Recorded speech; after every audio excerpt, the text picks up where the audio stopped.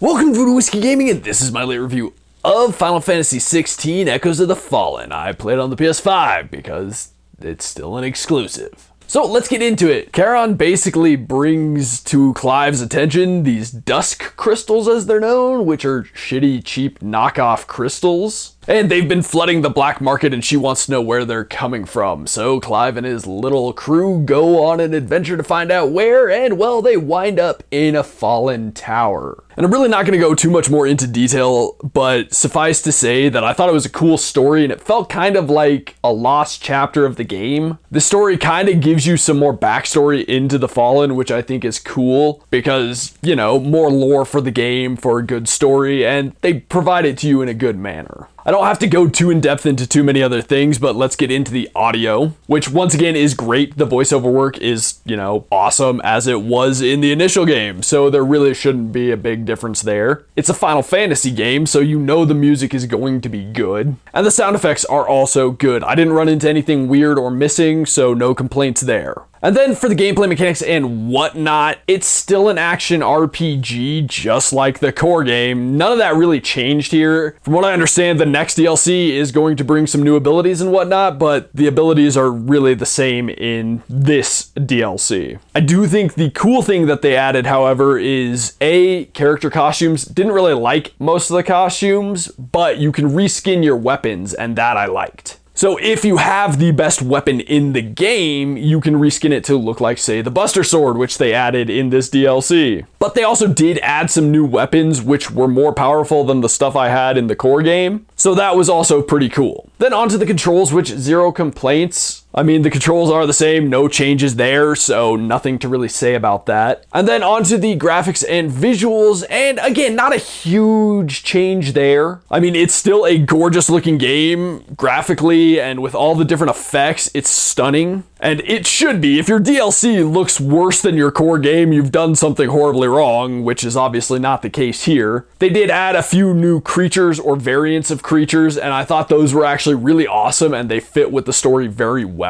As well as a couple of new bosses in the area, which, again, I think fit with the story extremely well. I was really happy with that. And as I mentioned, you enter a fallen tower, and I think what they were doing with that was really cool, and like I said, it expands on the whole fallen mythos.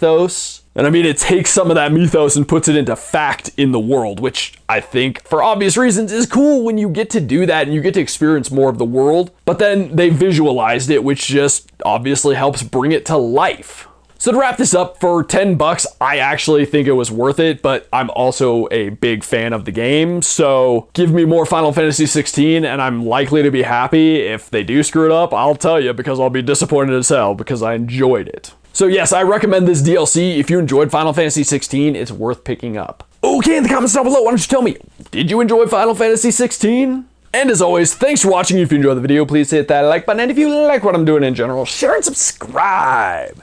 Have a good one.